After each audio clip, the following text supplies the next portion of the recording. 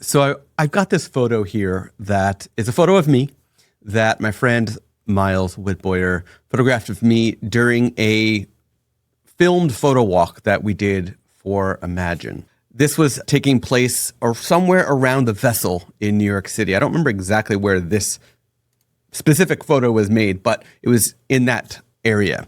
And I love this photo, but I really wanted to see what Photoshop could do removing the camera strap and my backpack strap and things like that, and the camera from the photo.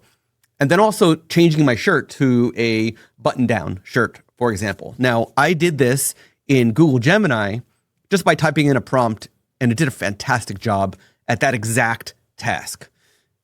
It did change my face a bit, so I didn't really look like myself too much. However, it did exactly what I asked it to. So I thought it'd be fun to see what Photoshop would do, and I wanted to show you what it did.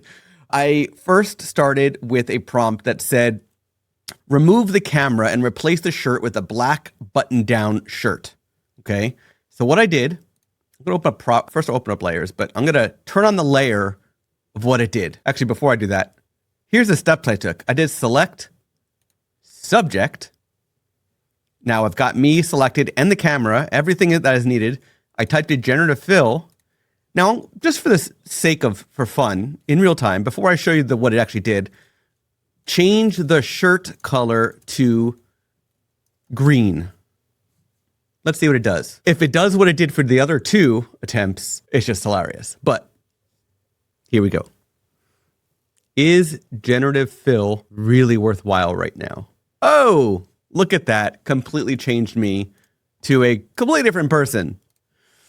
Okay, so it did not do a good, it did change the shirt color. It did not keep me as me.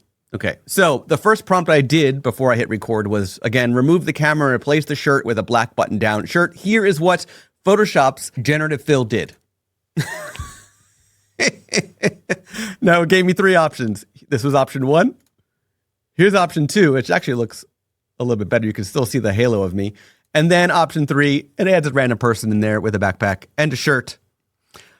Very, very interesting what it did right there. Now, go back to the original. The second one I did was, I was like, you know, maybe I'm giving it too much. Remove the camera and the camera strap. That's it. Let's not worry about the shirt. Here is what it did. Oh, look, it removed me again. So here's first one. Second one, you can sort of see the halo of me. And the third one, again, you can sort of see the halo of me. And the original. So, you know, generative fill does a great job here and there. So, for example, if I was to go here and I was to just type remove the, I don't know, vending machine. I don't even know what that is. Let's see if it adds one or if it removes that machine, that box in the background, and see if it fills it in properly. Now, I could just use content-aware removal instead of generative fill, but let's see what it does for something less difficult. No, it actually did a good job there. And let's see what it did here. Nice.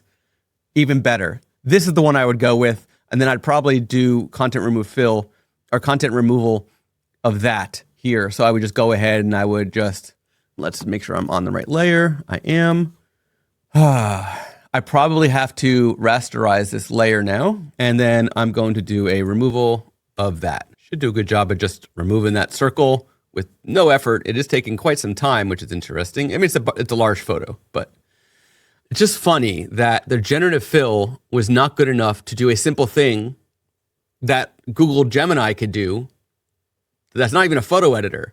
Google Gemini did a fantastic job at doing exactly what I asked. Here, I'll show you what it looks like. So here's what Google Gemini did. Now, after I had it replace my shirt and remove the camera, I told it to change the background to like a professional office setting out of curiosity. And again, I didn't have to do anything. There was no Photoshop involved. It was just throwing it into Google Gemini. And it did a fantastic job at changing the shirt, at removing the camera in the back and the bag. And you would never know, but it's soft. It doesn't look like me as much. It looks like me, but it's softer. It's not as crisp. It's not. This was shot with a medium format. It was a Fuji GFX camera. That's what Miles uses. It's a very, very, very, very high resolution camera. It's a medium format camera. Photoshop has way more than enough pixels to figure it out. but it can't. It just wants to remove me completely from it. Maybe I need to select just the shirt. Let's just do for the sake of fun, I'm going to just do something like this. And let's see what it does if I just realized I missed the bottom of the shirt. Let's see if I don't select myself. Generative fill, remove the camera. Keeping it very vague. Maybe it'll leave the straps. Let's see if it removes the camera. Oh, it actually did it. That's really interesting. Oh, my neck. That looks weird. But why am I turned? Let's try and generate 3 more. I'm turned so much that my neck looks broken. That's so strange. So it turns out that the generative fill, you need to do the specific object. But then, oh, it's a little bit better. Oh, no. That looks so weird. Okay. This is a fail. I don't know. It's not so good. It's not so good at doing these tasks. What do you think?